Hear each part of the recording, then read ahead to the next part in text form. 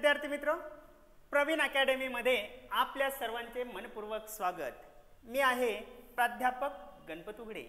विद्यार्थी मित्र, स्पर्धा परीक्षेच्या संदर्भात तुम्हाला कोणतीही माहिती हवी असल्यास अथवा कोणत्याही प्रकारच्या तुम्हाला शंका असल्यास तुम्ही आम्हाला या क्रमांकावरती संपर्क साधू शकता। विद्यार्थी मित्र, आपल्या या स्पर्धा परीक्षा मार्गदर्शन केंद्रामध्ये मग MPSC असेल, UPSC, group C, group B, banking अशा सर्वच प्रकारच्या स्पर्धा परीक्षांचं मार्गदर्शन केले जाते। मित्र हो, तुम्हाला कल्पना आहे की MPSC परीक्षा असेल, PSI STI असेल, ASO, सरळ सेवा, लिपिक, तलाठी, पोलीस भरती, ग्रामसेवक, महिला बाल विकास अशा अगदी शिपाई पदापासून जिल्हा अधिकारी पदापर्यंत सर्वच प्रकारच्या ज्या स्पर्धा परीक्षा आहे त्या स्पर्धा परीक्षेसाठी मराठी व्याकरण हा निर्णायक विषय आहे। आणि हा जो काही निर्णायक विषय आहे हा विषय मी तुम्हाला सर्वच प्रकारच्या ज्या काही स्पर्धा परीक्षा आहे त्या स्पर्धा परीक्षेमध्ये संपूर्ण मराठी व्याकरण खास विद्यार्थ्यांच्या आग्रहास्तव मागणीनुसार तुम्हाला फक्त आणि फक्त 1000 रुपयामध्ये 42 घटक शिकवले जाणार आहेत।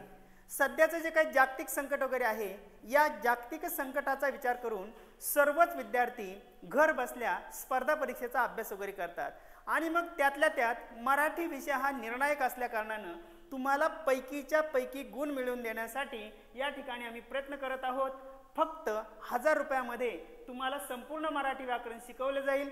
त्याच्यामध्ये 100 टेस्ट सिरीज घेतल्या जातील। आतापर्यंत आयोगाने विचारलेले जे काही प्रश्न उत्तर वगैरे आहेत किंवा पोलीस भरतीच्या वेगवेगळ्या प्रकारच्या ज्या काही प्रश्नपत्रिका आहे, सरळ सेवेच्या ज्या काही प्रश्नपत्रिका आहे यातील ठराविक प्रश्नांची निवड वगैरे करून त्यांच्या टेस्ट सिरीजमध्ये सगळ्यात महत्त्वाची गोष्ट म्हणजे तुम्हाला महाराष्ट्र ॲटो रँकिंग भेटणार आहे।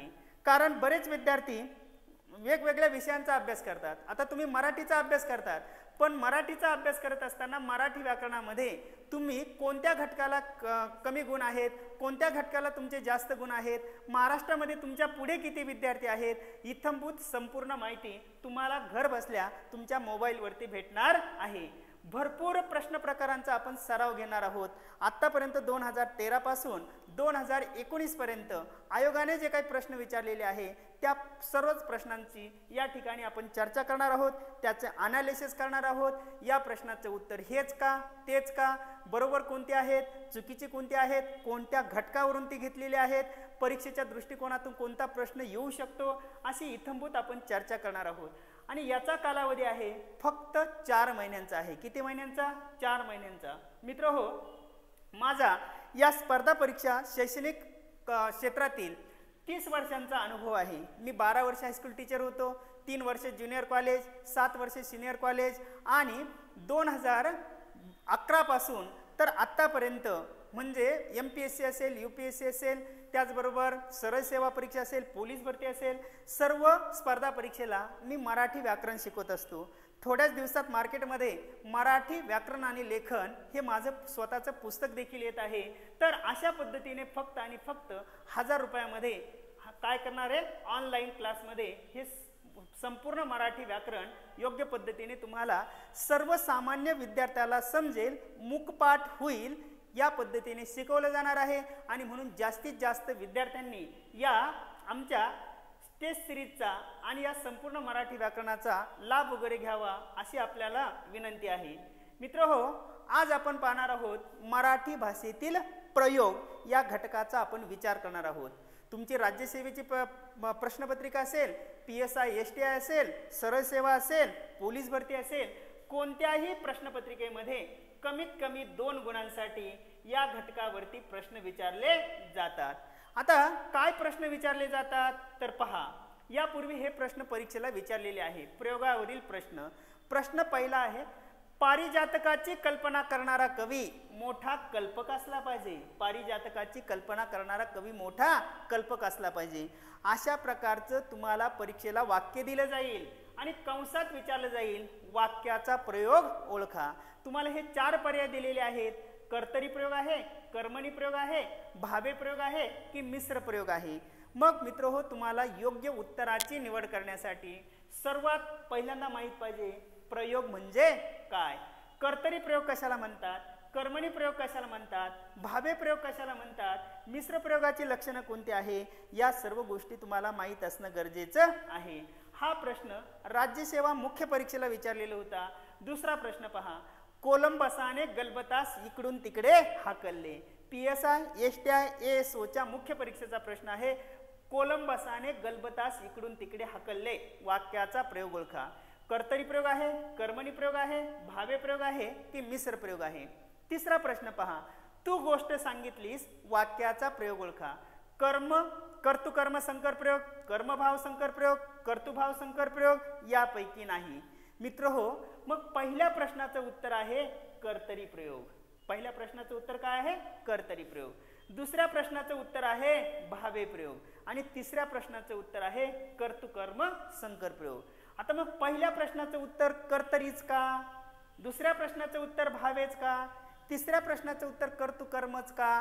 तर या सर्व प्रश्नांची उत्तरं आता चला तर आपण शोधूया आणि शेवटी पुन्हा याच प्रश्नांचा आपण विचार करूया.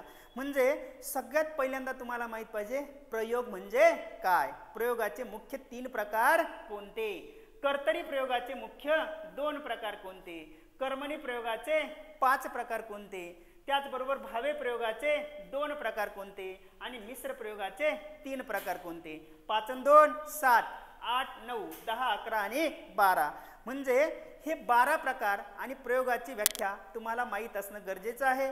चला तर आपण समजून घेऊया मराठी भाषेतील प्रयोग.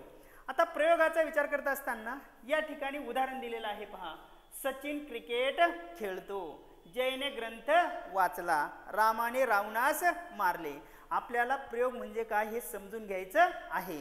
आता या ठिकाणी खेळतो हे क्रियापद आहे, खेळतो क्रियापद आहे, पण कर्ता कसा ओळखावा, क्रियापदातील मूळ धातू शोधून त्यास नारा नारी नारेने प्रश्न विचारला असता वाक्यातील आपल्याला काय भेटतो, कर्ता भेटतो. इथं खेळतो हे क्रियापद आहे, मूळ धातू काय आहे, खेळ, खेळणारा कोण आहे, सचिन, सचिन वाक्यातला कोण झाला, कर्ता झाला.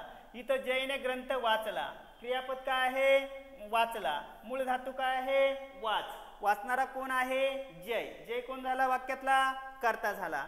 रामाने रावणास मारले, मूळ धातू काय आहे, मार, मारणारा कोण आहे, राम, बरोबर की नाही, राम कोण झाला, कर्ता झाला. आता या ठिकाणी मित्र हो मी तुम्हाला सांगितलेलं आहे की कर्म कसं ओळखावं, कर्त्याने क्रिया कोणावर केली, कर्त्याने क्रिया कोणावर केली असा प्रश्न विचारल्यानंतर आपल्याला वाक्यातील काय भेटतं, कर्म भेटतं. आता पहा, सचिन क्रिकेट खेळतो म्हणजे खेळणारा कोण आहे, सचिन, परंतु सचिनची खेळण्याची क्रिया कोणावर झाली, क्रिकेटवर झाली. क्रिकेट काय झालं मित्र, कर्म झालं.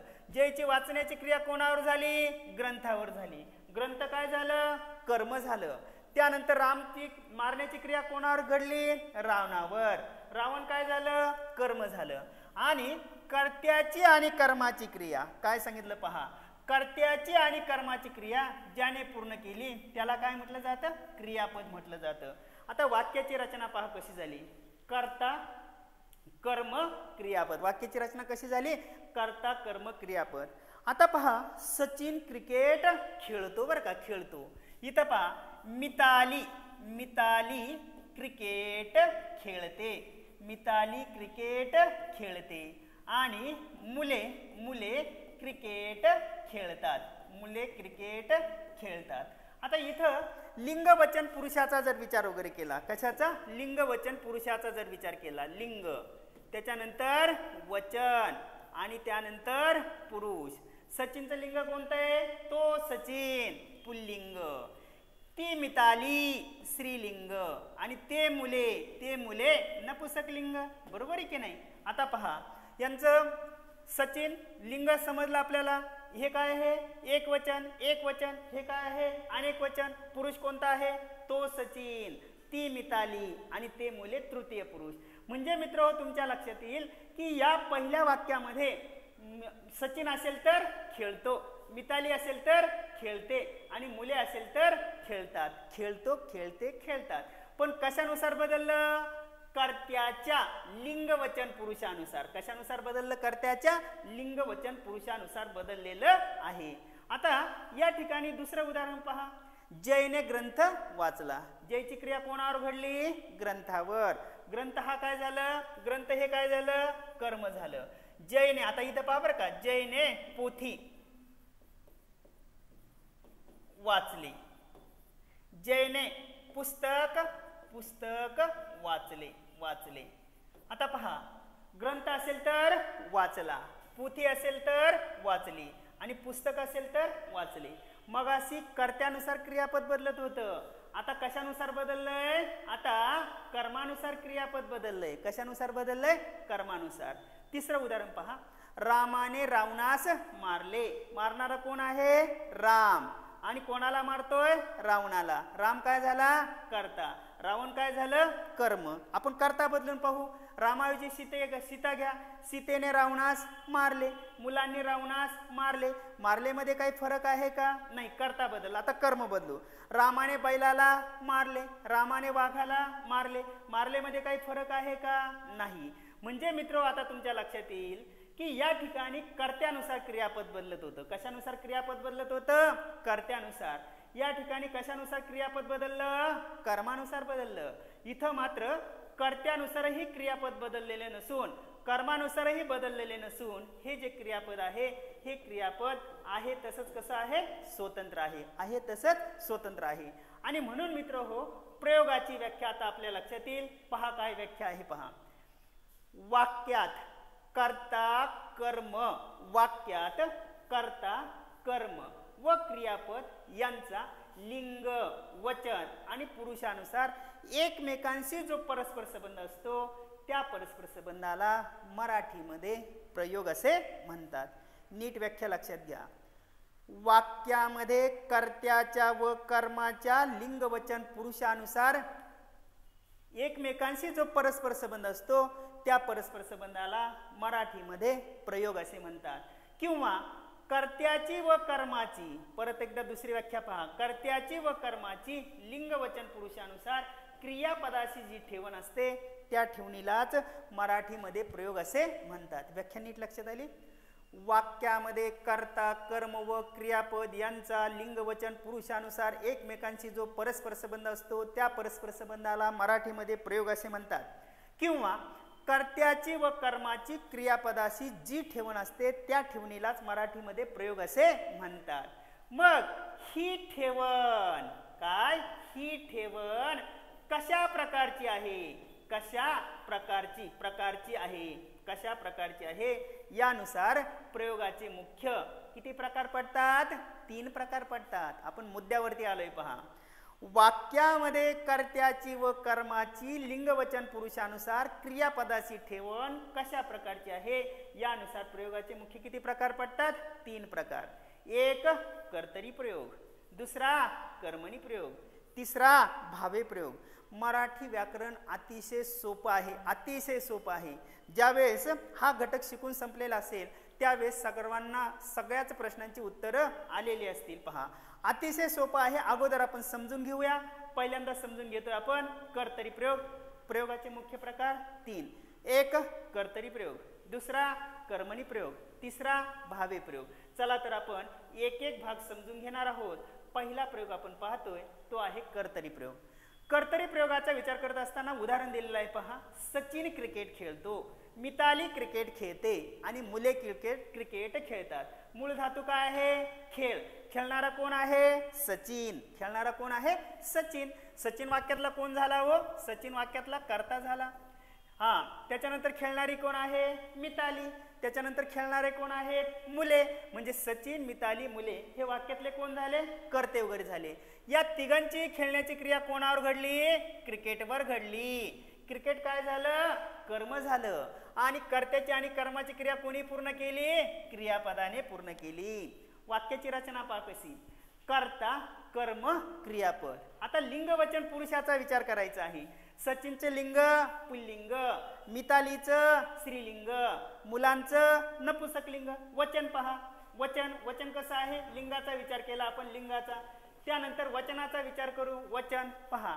एक वचन हे काय आहे? अनेक वचन. नंतर पुरुषाचा विचार करूया. पुरुष, तो सचिन, ती मिताली, ते मुले. मग किती सोपं आहे पहा. आता व्याख्या लक्षात घ्या बरं का. व्याख्या लक्षात घ्या. वाक्यामध्ये कर्त्याच्या लिंग वचन पुरुषानुसार क्रियापद बदलत असेल तर तो जो प्रयोग आहे त्या प्रयोगाला कर्तरी प्रयोग असे म्हणतात. किती सोपं आहे पहा. वाक्यात कर्त्याच्या लिंग वचन पुरुषानुसार क्रियापद बदलत असेल तर त्या प्रयोगाला कर्तरी प्रयोग असे म्हणतात. आता अजून दुसरं उदाहरण पहा. तो आंबा खातो, ती आंबा खाते, ते आंबा खातात. मूळ धातू आहे खा, मूळ धातू खा, मूळ धातू खा. खाणारा कोण आहे? तो. खाणारी ती, खाणारे ते. मग तुमच्या लक्षात येतंय काय? लक्षात आलं पहा. वाक्यामध्ये कर्त्याच्या लिंग वचन पुरुषानुसार क्रियापद बदलत असेल तर त्या प्रयोगाला काय म्हणायचंय? कर्तरी प्रयोग असे म्हणतात. एकदम साधं सोपं सरळ आणि सुटसुटीत. कर्त्यानुसार क्रियापद बदलत असेल तर कर्तरी प्रयोग. आता हा जो काही कर्तरी प्रयोग आहे हा कर्तरी प्रयोग ओळखण्याची खूण पहा. ओळखण्याच्या खुणा. वाक्यात कर्त्याला कोणताही विभक्ती प्रत्यय नसतो. कर्ता हा नेहमी प्रथमा विभक्तीत असतो. कर्ता हा नेहमी प्रथमा विभक्तीत असतो. सचिनला प्रत्यय आहे का? नाही. मितालीला प्रत्यय आहे का? नाही. मुलांना प्रत्यय नाही. तो ती ते त्या प्रत्यय नाही. पोपट पेरू खातो, पोपटाला प्रत्यय नाही. म्हणजे वाक्यामध्ये कर्त्याला कोणताही विभक्ती प्रत्यय नसतो. म्हणजेच कर्ता हा कोणत्या विभक्तीत असतो? प्रथमा विभक्तीत असतो. कोणत्या विभक्तीत असतो? प्रथमा विभक्तीत असतो. बरोबर आहे की नाही? त्यानंतर कर्म प्रथमा किंवा द्वितीय विभक्तीत असतं. एक तर प्रथमा विभक्तीत असेल अथवा द्वितीय विभक्तीत असेल. आणि क्रियापद शक्यतो म्हटलेलं आहे, बहुधा म्हटलेलं आहे. बहुधा म्हणजे शक्यतो वर्तमान काळी असते. वर्तमान काळी असते म्हणजे तरी कसं? तची भाषा असते. तची पहा. तो ते तात, तो ते तात. मुलगा असेल तर खातो, मुलगी असेल तर खाते, अनेक असेल तर खातात. तो जातो, येतो, बसतो, उठतो, खातो, पितो. ती येते, बसते, उठते, जाते, खाते, पिते. पाहुणे येतात, खातात, बसतात, जातात. अशी तची भाषा असते. हे तुम्हाला लक्षात ठेवावं लागेल. परत एकदा पहा. कर्त्यानुसार क्रियापद बदलत असेल तर कर्तरी प्रयोग ओळखण्याची खूण. वाक्यामध्ये कर्त्याला कोणताही विभक्ती प्रत्यय नसतो. म्हणजेच कर्ता प्रथमा विभक्तीत असतो. शक्यतो कर्म प्रथमा किंवा द्वितीय विभक्तीत असते. आणि शक्यतो क्रियापद वर्तमान काळी असते. तची भाषा. आता हा जो काही कर्तरी प्रयोग आहे या कर्तरी प्रयोगाचे मुख्य दोन प्रकार पडतात. दोन प्रकारामध्ये पहिला आहे सकर्मक कर्तरी प्रयोग आणि दुसरा काय आहे? आकर्मक कर्तरी प्रयोग. चला तर आता इथं परीक्षेला प्रश्न काय विचारला जाईल पहा. परीक्षेला तुम्हाला विचारलं जाईल, मला दूध आवडते, श्रावणीला थंडी वाजते, सारे पोपट उडाले. मग हे सकर्मक कर्तरीचं वाक्य आहे की आकर्मक कर्तरीचं वाक्य आहे? यासाठी मित्रो तुम्हाला माहित पाहिजे सकर्मक कर्तरी प्रयोग म्हणजे काय आणि आकर्मक कर्तरी प्रयोग म्हणजे काय. चला तर आपण समजून घेऊया. प्रथमतः सकर्मक कर्तरी प्रयोग. वाक्याचा अर्थ पूर्ण करण्यासाठी क्रियापदाला जर कर्माची गरज भासत असेल, म्हणजेच कर्तरी प्रयोगाच्या वाक्यामध्ये जर कर्म असेल तर त्याला काय म्हणायचं? सकर्मक कर्तरी प्रयोग. कोणता? सकर्मक कर्तरी प्रयोग. पहा. पोपट पेरू खातो. खाणारा कोण आहे? पोपट. त्याची खाण्याची क्रिया कशावर घडली? पेरूवरती. कोकिळा गाणे गाते. गाणारी कोण आहे? कोकिळा. तिची क्रिया कशावर घडली? गाण्यावर. आदर्श अभ्यास करतो. मूळ धातू काय आहे? कर. करणारा कोण आहे? आदर्श. काय करतोय तो? अभ्यास करतोय. म्हणजे या वाक्यामध्ये पेरू, गाणे आणि अभ्यास हे वाक्यातलं काय झालं? कर्म झालं. थोडक्यात वाक्याचा अर्थ पूर्ण करण्यासाठी क्रियापदाला जर कर्माची गरज भासत असेल तर त्याला काय म्हणायचं? सकर्मक कर्तरी प्रयोग असे म्हणतात. दुसरं पहा, आकर्मक कर्तरी प्रयोग. वाक्याचा अर्थ पूर्ण करण्यासाठी क्रियापदाला कर्माची गरज भासत नाही, म्हणजे वाक्यामध्ये कर्म नसते. पहा. पाहुणे येतात, वाक्य पूर्ण झालं. पण कुठून येतात? कोण येतं? किती वाजता येतात? आहे का? नाही. मी खातो, पण काय खातो माहित आहे का? वाक्य पूर्ण झालंय. ती जाते. म्हणजे या वाक्यामध्ये कोणत्याही प्रकारचं कर्म नाही. कर्म असेल तर कर्तरी प्रयोगाच्या वाक्यामध्ये कर्म असेल तर सकर्मक कर्तरी प्रयोग आणि कर्म नसेल तर आकर्मक कर्तरी प्रयोग. आता मित्र हो, नेमका दोघातला फरक आपल्याला पाहिजे. पहा. सकर्मक कर्तरी आणि आकर्मक कर्तरी. पहा. सकर्मक कर्तरीमध्ये कर्म असते, आकर्मक कर्तरीमध्ये कर्म नसते. कर्ता वाक्याच्या सुरुवातीस असतो. पोपटाने पेरू खाल्ला, पक्ष्याने मासा पकडला. कर्ता वाक्याच्या सुरुवातीस असतो. कर्ता वाक्याच्या कुठे असतो? मध्ये असतो. पहा, समाधानला पेढा आवडतो, राजाला मुकुट शोभतो, श्रावणीला थंडी वाजते. मग इथं कर्ता वाक्याच्या सुरुवातीस असतो, कर्ता वाक्याच्या मध्ये असतो. क्रिया करणारा एक आणि सोसणारा दुसरा असतो. इथं मात्र क्रिया करणारा व सोसणारा एकच असतो. कर्त्याला ने प्रत्यय लावून वाक्य काय होतं? भूतकाळी होतं. आणि इथं मात्र कर्त्याला ने प्रत्यय लावून वाक्य भूतकाळी होत नाही. पहा, पोपटाने पेरू खाल्ला, खाणारा कोण आहे? पोपट. काय खातोय? पेरू. पक्ष्याने मासा पकडला, पकडणारा कोण आहे? पक्षी. काय पकडतोय? मासा. समाधानला पेढा आवडतो, आवडणारा कोण आहे? पेढा. आता बऱ्याच विद्यार्थ्यांना इथं असं वाटतं की पेढा, मुकुट, थंडी हे वाक्यातले कोण आहेत? कर्ते आहेत. परंतु या ठिकाणी आवडणारा काय? पेढा. शोभणारा मुकुट, वाजणारी थंडी. मूळ धातू आवड, आवडणारा काय आहे? पेढा आहे. मूळ धातू शोभ, शोभणारा काय आहे? मुकुट आहे. वाजणारी थंडी, मूळ धातू वाज. म्हणजे या ठिकाणी कर्ता वाक्याच्या कुठं आलेला आहे? मध्ये आलेला आहे. परत एकदा पहा, सकर्मक कर्तरी आणि अकर्मक कर्तरी दोघातला नेमका फरक कर्म वाक्याच्या सुरुवातीला असतं. काय? कर्म वाक्याच्या सुरुवातीला असतं. आणि इकडे मात्र काय होतं? कर्म वाक्याच्या सुरुवातीला नसतं, कर्म वाक्याच्या मध्ये असतं. परत दुसरा प्रकार आपण काय पाहिला की कर्ता वाक्याच्या सुरुवातीस असतो. हे पहा, कर्ता वाक्याच्या सुरुवातीस आहे आणि कर्ता वाक्याच्या कुठे आहे? मध्ये आहे. क्रिया करणारा एक व सोसणारा दुसरा. क्रिया करणारा पोपट आहे, पण सोसणारा कोण आहे? पेरू आहे. पकडणारा कोण आहे? पक्षी आहे. सोसणारा कोण आहे? मासा आहे. आणि क्रिया करणारा व सोसणारा एकच असतो. समाधानला पेढा आवडतो. पास, पेढा आवडतो. हे जर कर्ते जरी नसले, उपभोगणारा जरी नसला, तर वाक्याचा अर्थ पूर्ण होतो. पहा, पेढा आवडतो, मुकुट शोभतो, थंडी वाजते. याचा अर्थ असा, पेढा, मुकुट, थंडी हे वाक्यातले कर्म नसून ते कोण आहेत? कर्ते आहेत. ते वाक्याच्या कुठे आहेत? मध्ये आहेत. समाधान आणि राजा श्रावणी हे उपभोग घेणारे आहे. तर अशा पद्धतीने मित्र हो, हा फरक माझ्यासारखा तुम्हाला तोंडपाठ करावा लागेल. सकर्मक कर्तरी, अकर्मक कर्तरी. कसं तोंडपाठ करायचं? सकर्मक कर्तरीमध्ये वाक्यात कर्म असतं, कर्म नसतं. अजून समजत नसेल तर कर्ता वाक्याच्या सुरुवातीला असतो, कर्ता वाक्याच्या मध्ये असतो. अजून समजत नसेल तर क्रिया करणारा एक व सोसणारा दुसरा असतो. क्रिया करणारा व सोसणारा एकच असतो. अजून लक्षात येत नसेल तर कर्त्याला ने प्रत्यय लावून वाक्य भूतकाळी होतं. लाली लेलोची भाषा येते. आणि कर्त्याला ने प्रत्यय लावून वाक्य भूतकाळी होत नाही. पेढ्याने आवडतं म्हणतो का? मुकुटाने शोभतं म्हणतो का? थंडीने वाजले म्हणतो का? म्हणत नाही. अशा पद्धतीने मित्र हो, कर्तरी प्रयोग म्हणजे काय आणि कर्तरी प्रयोगाचे दोन प्रकार आपण अभ्यासलेले आहेत. परत एकदा अतिशय सोप्या साध्या पद्धतीने लक्षात ठेवा. वाक्यामध्ये कर्त्याची व कर्माची लिंग वचन पुरुषानुसार क्रियापदाशी जी ठेवण असते त्या ठेवणीला प्रयोग असे म्हणतात. ही ठेवण कशा प्रकारची आहे यानुसार प्रयोगाचे मुख्य 3 प्रकार पडतात. एक कर्तरी प्रयोग, दुसरा काय आहे? कर्मणी प्रयोग, तिसरा भावे प्रयोग.